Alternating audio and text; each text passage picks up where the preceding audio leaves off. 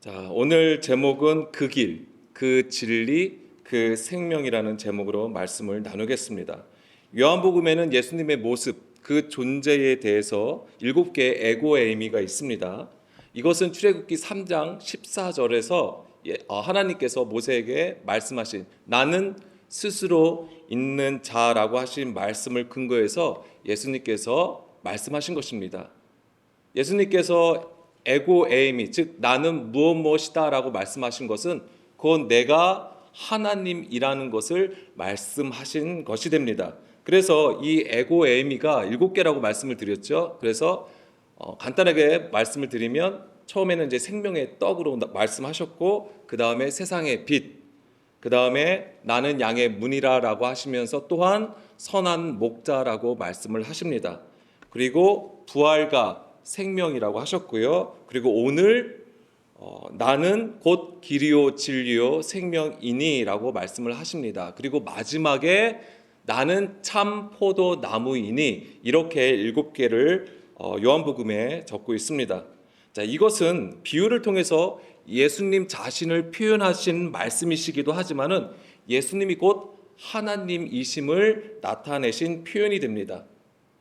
그래서 하나님은 예수 그리스도를 통하여 하나님의 뜻을 우리에게 알게 하신 것입니다. 그것은 모두 구원에 관한 것이고, 우리가 생명을 어떻게 얻는지에 대해서 말씀하신 것이 됩니다. 자, 예수님이 우리 가운데 오신 목적은 분명한 것이죠. 자, 예수를 믿는 자마다 멸망하지 않고 영생을 주시기 위한 것입니다. 그래서 예수님은 그 하나님의 약속이 성취되는 그 길, 그 진리로 그 생명을 우리 가운데에 가르쳐 주신 것입니다. 자, 오늘 본문은 우리가 사실은 앞뒤 문맥으로 좀 볼 필요가 있습니다만, 그것은 이제 수요 예배 때 좀 더 정확하게 이제 볼 예정이고, 오늘은 개론적인 내용으로 좀 살펴보려고 합니다. 예수님은 내가 곧 길이요 진리요 생명이라고 하셨는데, 이 길, 진리, 생명, 사실은 같은 것을 의미하는 것입니다. 그 길이 곧 그 진리가 되는 것이고, 그 진리가 곧 생명이라고 말씀하신 것입니다. 이것은 사실 무엇을 의미하는 것이냐면 바로 예수님의 십자가와 부활을 말씀하신 거예요. 이것이 길이라고 했을 때는 정적인 것이 아닙니다. 동적인 거예요. 결국 우리를 그 멸망에서 생명으로 나아가는 모든 구원의 여정을 말씀하신 것이 바로 그 길이라고 하는 것입니다. 그 길에는 하나님의 의가 있다라고 하는 거예요. 하나님께서 정하신 그 길로 행하여 나가는 것을 말하는 것이고, 그 행하여 나가는 중에 진리를 나타내신다고 하는 것입니다. 그래서 이 진리라는 것은 무엇이냐면은 숨겨진 것을 드러내시는 것이 진리라고 하는 것입니다. 보이지 않는 것을 나타내는 것이 바로 진리라고 하는 것입니다. 그래서 우리가 그 율법을 통하여 하나님의 의를 깨달아야 되는데, 그 율법의 겉의 것, 문자의 것으로 행하게 되면 하나님 보시기엔 그것이 불법이 된다고 하는 거예요. 왜냐하면 육의 것이기 때문에 그렇습니다. 그렇지만 그 안의 것, 즉 그 영으로 행하게 되면은 그것이 바로 그 생명으로 인도에 간다라고 하는 것입니다. 그래서 그 진리는 곧 그 생명으로 얻게 된다라고 하는 거예요. 근데 이 모든 것은 다 예수 그리스도를 통하여 하나님께서 하시겠다라고 하시는 것입니다. 그래서 결국 그리스도의 그 믿음으로 우리에게 생명을 주시는 것이지요. 내가 곧 길이요 진리요 생명이라고 했을 때는 여기에 모두 정관사가 붙어요. 우리 한글 성경에서는 그것이 표현이 안 됐지만 앞에 다 정관사가 붙습니다. 그래서 오늘 제목에서 말씀을 드린 것처럼 그 길, 그 진리, 그 생명이라고 하는 것입니다. 이것은 성경에서 약속하신 그 말씀이 예수 그리스도를 통해서 성취됨을 말씀하시는 거예요.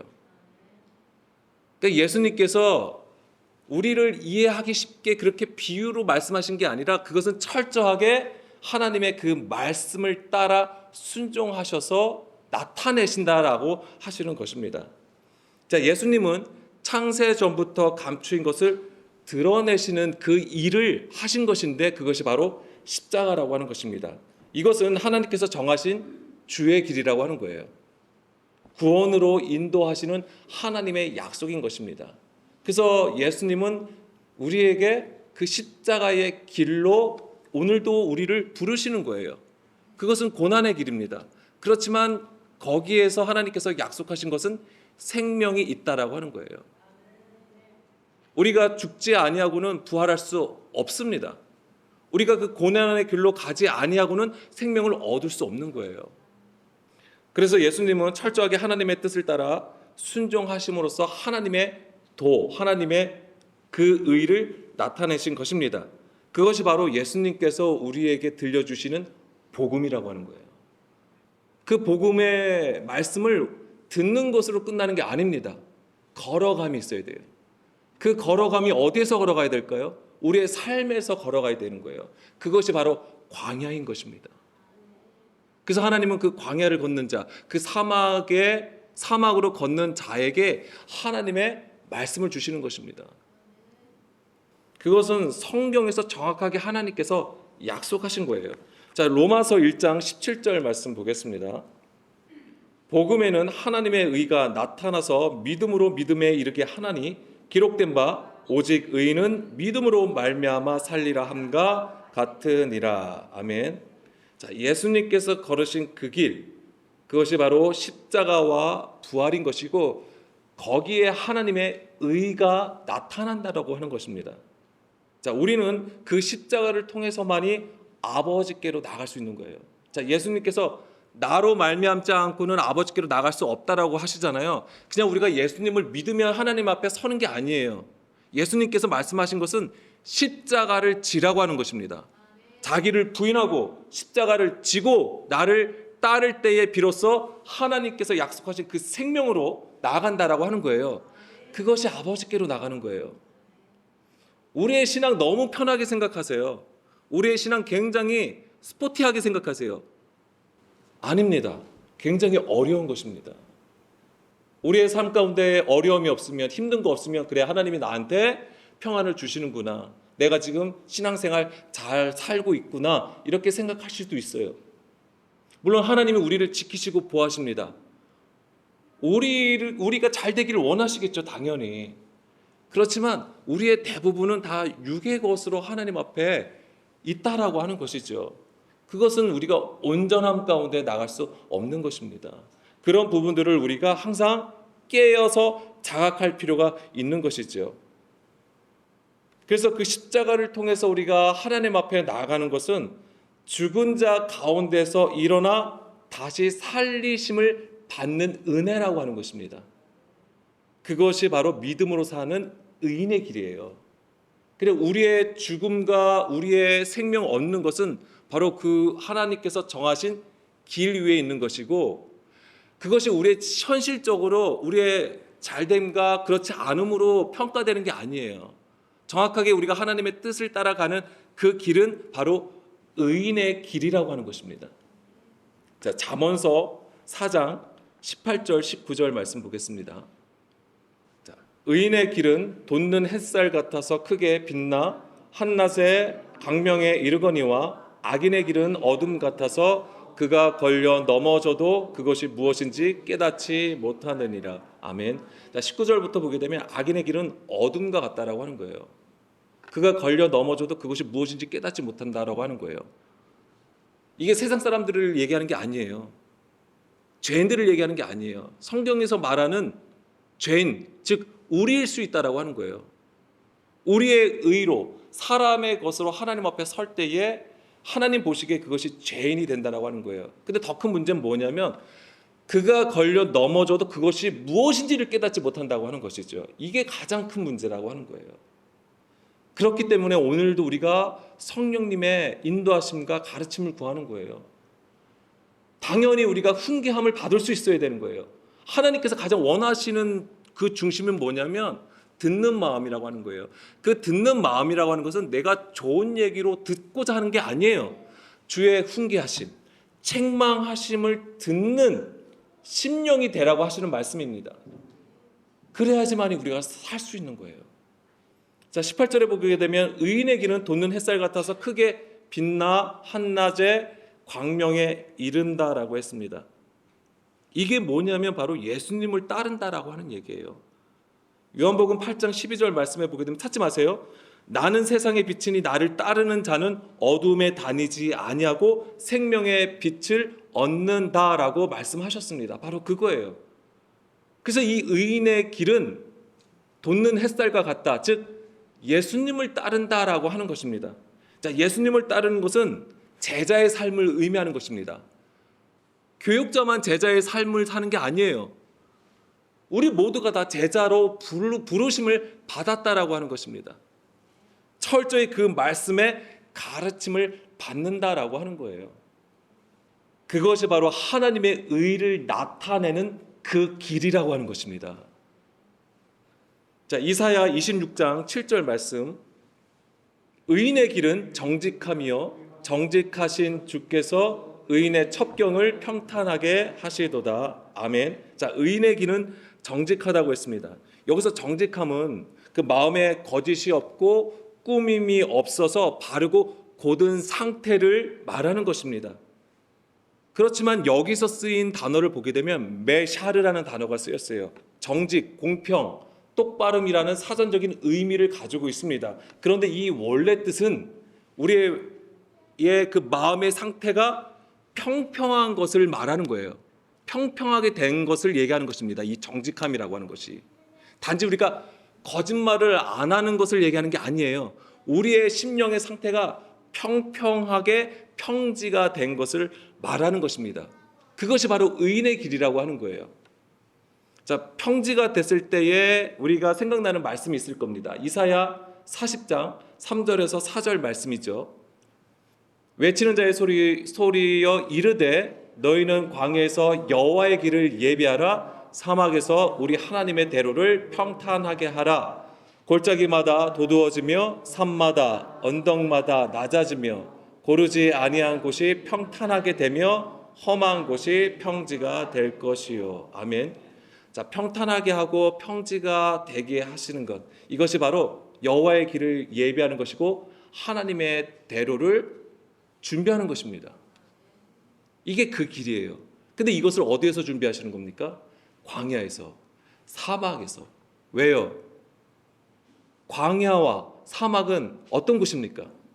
하나님의 말씀이 임하는 장소라고 하는 거예요. 다 아시는 말씀이 신명기 8장 2절에서 3절 말씀이잖아요. 하나님께서 출애굽한 이스라엘 백성들을 광야로 이끄신 이유가 무엇입니까?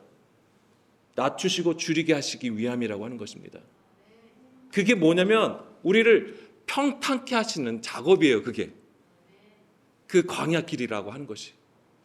그 광야길로 행할 때에 대부분의 사람들이 어떻게 합니까? 하나님 앞에 불평불만을 가져요. 그게 불평불만하는 그 모습을 보면 그래, 그 옳지 않은 거야, 나쁜 것으로 보는 것이지만 달리 보면은 그것이 드러난다라고 하는 거예요. 우리 안에 육의 일들을 막 드러내시는 그 작업을 하나님께서 하시는 거예요. 그렇게 드러나야지만이 우리가 하나님 앞에 선다라고 하는 것입니다. 그게 진리라고 하는 개념이에요. 드러냄이에요. 우리는 좋은 것을, 하나님께서 좋은 것만 나타나고 영광만 나타나는 것이 진리라고 생각할 수 있습니다. 또한 우리의 더러움, 우리의 죄가 나타남으로써 진멸당하는 것, 심판받는 것 또한 진리라고 하는 것입니다. 왜냐하면 그것은 하나님께서 하시기 때문에 그래요.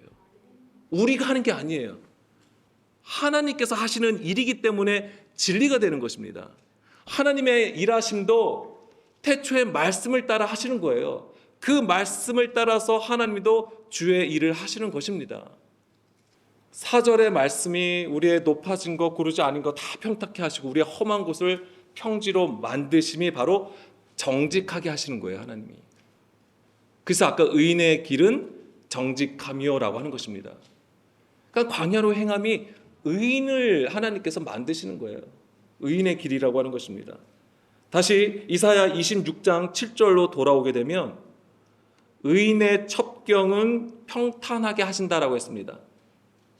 첩경이 뭐냐면 통로예요. 통로, 길이에요. 좁은 길을 얘기하는 겁니다. 좁은 길. 평탄하게 하시도다. 파라스. 이게 뭐냐면 길을 예비하다, 신중하게 숙고하다라는 뜻이에요. 근데 우리가 여기서 알아야 되는 것은 본래 의미가 뭐냐면 저울질하다예요. 무게를 달다, 수평을 만들다, 수직을 만들다라는 뜻이에요. 그러니까 이게 뭐냐면 그게 평탄하게 하는 작업이에요. 저울을, 근데 그걸 어떻게 표현하냐면 저울을 단다라고 하는 거예요. 그러니까 저울을 달 때 하나님 보시기에 그것이 수평을 이루어야 되는 거예요. 어느 한쪽으로 기울지 않는 상태가 바로 의인의 길이라고 하는 것입니다. 좌우로 치우치지 아니함을 얘기하는 거, 이게 바로 주의 길에 섰다라고 하는 얘기예요. 좌우로 치우치지 아니하고 주님께서 정하신 그 길로 행하는 것을 말하는 것입니다. 왜 좌우로 치우치는 거죠? 왜 곁길로 행하는 거죠? 자기가 옳다라고 여기는 것이 있기 때문에 나가는 거예요. 현실에서 우리가 부딪힐 때에 하나님의 말씀보다는 내가 맞다라고 하는 것, 내가 옳다라고 하는 그것이 맞다, 그것이 옳다라고 여기기 때문에 그 길로 나가는 것입니다. 그것이 바로 사람의 생각, 육신의 생각이라고 하는 것이죠. 그것이 바로 하나님 앞에 원수가 되는 거예요. 대적하는 것입니다. 그렇지만 의인은 나의 것을 부정하고 철저하게 주의 길로 행하는 것을 말하는 것이지요. 그것이 바로 하나님께서 의인의 길로 이끌어 가시는 것입니다. 그래서 우리는 그 이스라엘이 가나안 땅을 향하여 갈 때 그 광야로 거치는 것이잖아요. 근데 그것이 결국에는 뭐냐면 다르게 생각하면 그것이 바로 주의 오시는 길을 예배하는 길이에요. 자, 그러니까 이걸 잘 생각을 하셔야 돼요. 우리가 이스라엘 백성들이 광야를 지나서 가나안 땅으로 들어가는 것이지만 그것이 곧 하나님 보실 때는 주의 길을 예비하는 과정이라고 하는 것입니다. 오늘도 하나님은 그것을 위해서 하나님의 열심을 내신다고 하는 거예요. 너무 감사한 일이죠. 자, 로마서 3장 21절에서 22절 말씀 보겠습니다. 이제는 율법 외에 하나님의 한 의가 나타났으니 율법과 선지자들에게 증거를 받은 것이라. 곧 예수 그리스도를 믿음으로 말미암아 모든 믿는 자에게 미치는 하나님의 의인이 차별이 없느니라. 아멘. 자, 율법 외에 하나님의 한 의가 나타난 것이 무엇입니까? 바로 예수님의 믿음이에요. 이게 복음인데 그것이 바로 이제 예수님의 믿음이라고 하는 것입니다. 그래서 우리가 하나님의 의를 구하잖아요. 하나님의 의 가운데 나가기를 원하는 것인데 그것은 우리의 믿음으로 행하는 것이 아니라 그리스도의 그 믿음으로 하나님의 의가 임한다라고 하는 것입니다. 여기서 보게 되면 22절에 보게 되면은 예수 그리스도를 믿음으로 말미암아로 되어 있잖아요. 그러니까 우리가 예수님을 믿음으로써 하나님의 의가 우리 가운데 임한다라고 생각을 하는 것이지만 여기서는 소유격으로 쓰인 거예요. 원래 우리가 그렇게 해석을 한 것뿐이죠. 그래서 예수 그리스도의 믿음으로 말미암아 모든 믿는 자에게 미치는 하나님의 의라고 하는 거예요. 우리의 의가 아니에요. 우리의 믿음이 아니에요. 우리의 믿음조차도 우리의 의가 될 수 있는 거예요. 다시 한번 말씀을 드립니다. 이것은 그리스도의 믿음이 우리 안에 계심으로써 하나님의 의가 나타난다라고 하는 것입니다. 그래서 예수님의 그 믿음을 가지고 하나님의 의, 하나님께서 정하신 그 길로 따라가는 것이 바로 십자가의 도가 되는 것입니다. 이것이 바로 의인의 첩경을 평탄하게 하신다라는 그 말씀이에요. 그것이 바로 하나님께서 의인의 길을 이끌어 가신다라고 하는 것입니다. 21절에 보게 되면 율법 외라고 되어 있어요. 율법 외에 하나님의 의가 나타났다고 되어 있습니다. 그러면 이게 율법은 있고 율법 외에 하나님의 의가 나타난 것이 바로 예수님이에요. 예수님의 복음으로 우리가 보는 것이죠. 그래서 율법이 따로 있고 예수님의 그 말씀이 따로 있다라고 생각하는 거예요. 그런데 그렇지 않습니다. 율법과 예수님께서 우리에게 가르쳐 주신 말씀은 동일한 것입니다. 하나인 것이죠. 그래서 여기서 외라는 단어가 있는데 코리스라는 단어가 쓰였어요. 이게 뭐냐면 떨어져 분리된이라는 뜻이에요. 어떤 공간에서 분리된 것을 의미하는 것입니다. 그러니까 율법과 복음의 말씀이 따로 있었던 것이 아니고 율법 안에 숨겨져 있던 것을 예수님께서 이 땅에 오셔서 그 말씀을 선포하심으로써 드러내신 것을 말씀하신 거예요. 그게 하나님의 의라고 하는 것입니다. 그 예수님께서 우리에게 말씀하신 것은 감춰졌던 것을 드러내시는 거예요. 그럼 왜 그것이 감춰져 있었을까요? 사람의 계명으로 가르쳤다라고 하는 거예요. 하나님께서는 분명히 율법을 주셨고, 그런데 그 율법을 문자 그대로 지킴으로 인해서 사람의 그 열심으로 인해서 덮어버린 거예요. 하나님의 의가 나타나지 않은 것이죠. 그래서 예수님께서 그 말씀을 선포하여 주셨을 때에 그 선포함은 책망하다라는 뜻을 가지고 있어요. 꾸짖다, 책망하심이 있는 거예요. 그래서 그들의 거짓, 그들의 굽어짓게 한 모든 것들을 책망하심으로써 하나님의 의를 나타내는 것이죠. 그래서 예수님의 그 말씀을 듣는 자는 어떻게 되는 거예요? 그 율법에서 분리되어서 나오는 것을 얘기하는 거예요. 그것이 신약에서는 교회라고 하는 것입니다. 교회예요. 교회의 개념입니다. 그게. 그래서 그 복음을 듣고 보고 깨달으면 그 안에 영을 통해서 그 생명을 얻게 되는 것입니다. 예수님께서 그 일을 하신 거예요. 그래서 오직 수건이 벗겨져야 되는 것인데 예수님의 십자가를 통해서 우리의 수건을 벗기시는 것입니다. 그래서 이 수건을 벗으려면 바로 예수께로 돌아가야 된다고 하는 거예요. 자, 누가복음 13장 32절에서 33절 말씀. 자, 그 길에 대해서 우리가 이렇게 이해했으면 좋겠습니다. 이르시되 너희는 가서 저 여호에게 이르되 오늘과 내일은 내가 귀신을 쫓아내며 병을 고치다가 제3일에는 완전하여지리라 하라. 그러나 오늘과 내일과 모레는 내가 갈 길을 가야 하리니 선지자가 예루살렘 밖에서는 죽는 법이 없느니라. 아멘. 이 성경에서 가르쳐준 그 길은 바로 제3일을 의미하는 것입니다. 제3일에는 완전하여지리라. 그래서 구약에서 보게 되면은 출애굽할 때에 하나님께서 이스라엘 백성보다 얼마만큼 앞서가십니까? 예, 그게 3일길이에요. 물리적으로 어떤 3일길일 수도 있겠죠. 그렇지만 그 3일길은 하나님께서 그 3일길로 나가셔서 하시는 일이 무엇입니까? 쉴 만한 곳을 찾으시는 거예요. 쉴 곳을 찾으시는 거예요. 안식으로 이끌어 가신다라는 의미예요, 그게. 그래서 그것이 바로 여기서도 예수님께서도 말씀하신 것처럼 제3일에는 완전하여진다라고 하는 것입니다. 그런 개념들을 가지고 있는 것입니다. 이것은 바로 율법과 선지자에 나타난 하나님의 의를 들으시고 이렇게 말씀을 하시는 거예요. 그리고 실제적으로 예수님은 이것을 십자가의 죽음과 부활로 하나님의 그 의를 나타내시게 되었습니다. 자, 누가복음 22장 44절에서 48절 말씀 보겠습니다.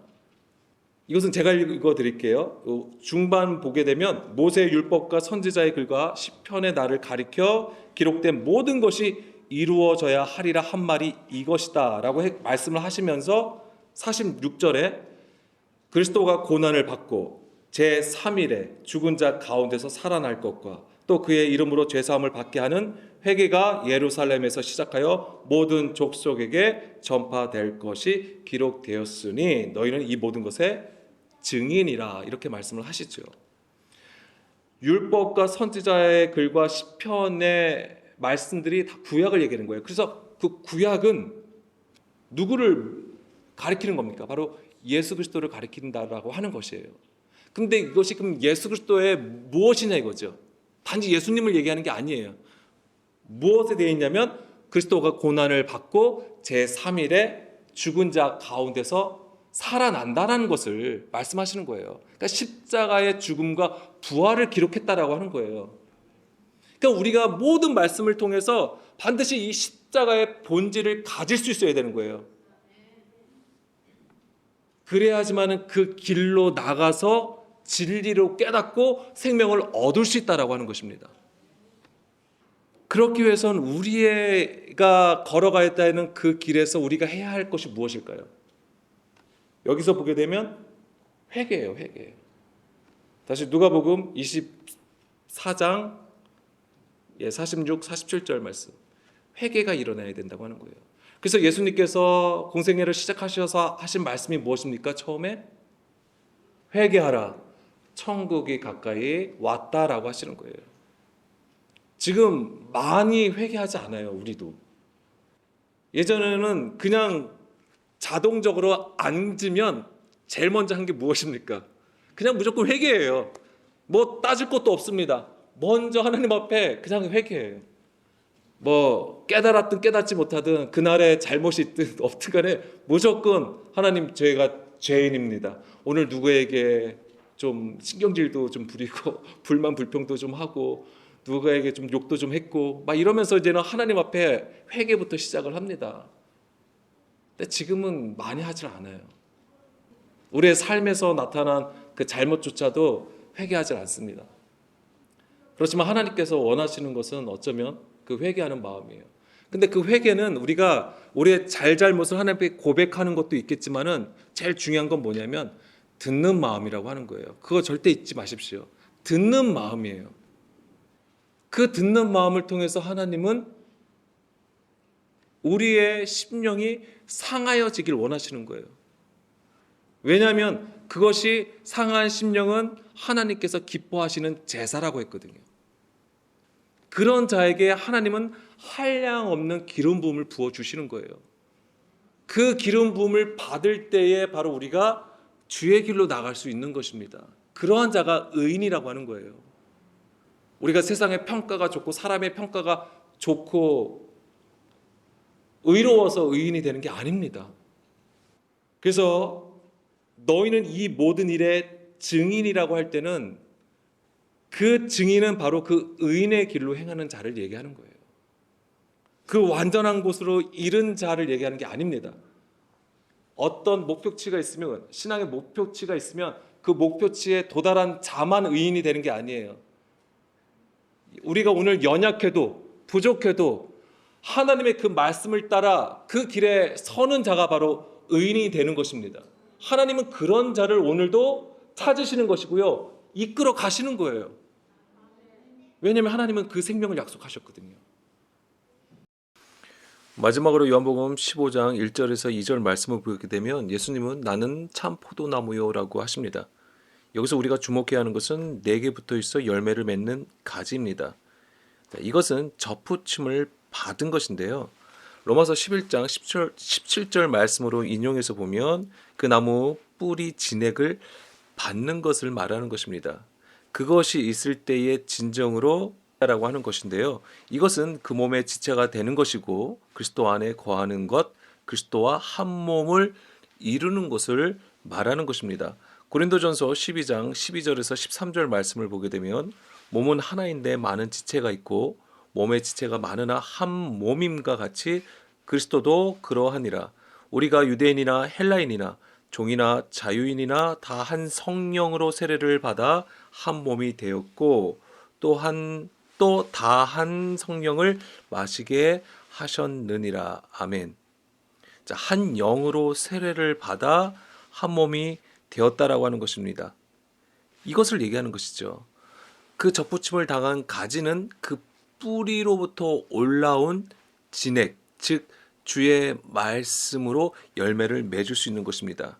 그 진액을 받지 아니하면 열매를 맺을 수가 없는 것이죠. 자, 그것이 무엇을 의미하는 것이냐면 바로 주의 계명을 지키는 것입니다.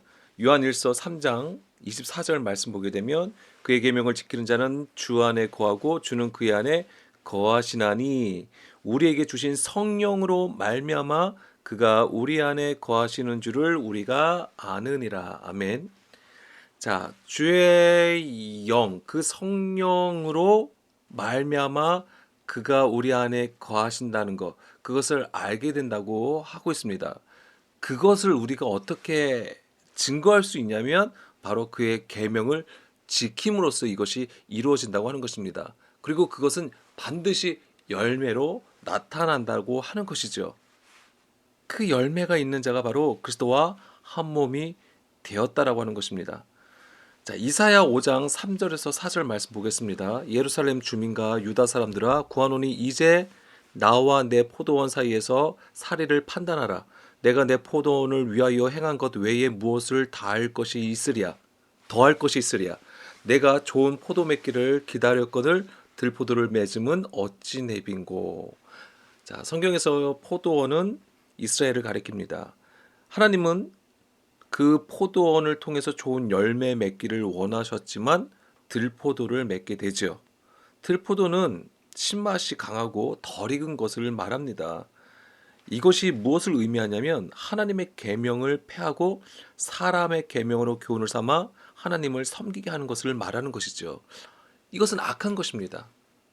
들포도 자체가 나쁘다는 게 아니라 여기서 그렇게 우리에게 말씀해 주시는 거예요. 하나님은 좋은 포도를 원하셨지만 들포도를 원함은 하나님이 바라시고 구하심이 있었어요. 우리를 향하신 하나님의 소망이 있는데 우리는 그 뜻을 저버리고 우리가 원하는 것, 우리가 좋아하는 것으로 행하였다고 하는 것입니다. 5절 6절 말씀 마저 보게 되면 이제 내가 내 포도원에 어떻게 행할는지를 너희에게 이르리라. 내가 그 울타리를 걷어 먹힘을 당하게 하며 그 담을 헐어 짓밟히게 할 것이요. 내가 그것을 황폐하게 하리니 다시는 가지를 자름이나 북을 돋우지 못하여 찔레와 가시가 날 것이며 내가 또 구름에게 명하여 그 위에 비를 내리지 못하게 하리라 하셨으니 라고 하십니다. 그 울타리를 걷고 그 담을 헐어 짓밟히게 하시는 것, 이것은 이제는 이스라엘의 역사를 보게 되면 이방인들의 침입을 받게 되고 이스라엘이 완전히 황폐하게 되는 것이죠. 열방으로 추방되는 것입니다. 즉 이것이 의미하는 것은 하나님과 멀어지는 거예요. 하나님께서 약속하신 그 지경에서 멀어지는 것이죠. 이것은 성경에서 말하는 죽음을 얘기하는 것입니다. 그들이 하나님 보시기에 좋은 열매를 맺지 않으므로 찔레와 가시가 생겨난 것이지요. 그렇지만 하나님은 그것을 그냥 방치하지 아니하시고 그들을 다시 고국 땅으로 돌아오게 하시죠. 그런데 포도원이 짓밟히고 황폐한 것이 무엇이냐면 이것이 바로 이방으로 추방된 것을 얘기하는 것이고 이것은 바로 예수님의 십자가의 죽음을 의미하는 것입니다. 그 죽음은 율법 조문을 폐하시는 역사예요. 육신의 생각, 우리의 구조를 깨트리시고 부서뜨리시는 하나님의 역사가 되는 것입니다. 예수님은 친히 자기 자신을 내어주셨던 것입니다. 하늘의 밀이 땅에 떨어져 죽음으로써 많은 열매를 맺게 하시는 것이죠. 그래서 그 십자가를 통해서만이 우리가 다시 돌아오게 되는 것이죠. 그래서 그 길이 바로 의롭다라고 하는 거예요. 왜냐하면 그것은 주님께서 정하신 것이기 때문에. 그래서 우리가 회개하여 주께로 돌아감이 바로 의롭게 되는 것입니다. 우리가 어떤 완벽하고 완전하고 죄가 완전히 없는 상태를 얘기하는 게 아니에요. 우리는 그럴 수가 없는 존재입니다. 오직 우리 안에 그리스도가 계실 때에만 비로소 하나님께서 우리를 보시고 우리를 인정해 주신다라고 하는 것입니다. 자, 예수님은요, 십자가와 부활을 통해서 우리의 정체성을 알게 하시고요, 우리가 하나님께로 나아갈 수 있도록 인도하신 분이십니다. 그렇기 때문에 오늘 우리가 주의 그 말씀을 듣는 것, 그 안에서 영과 생명을 찾고 구함이 반드시 필요한 것이죠. 오늘 우리에게 허락하신 말씀, 그 안의 뜻을 깨달아서 오늘도 하나님 앞에 가까이 나가는 저와 여러분이 되기를 소망합니다.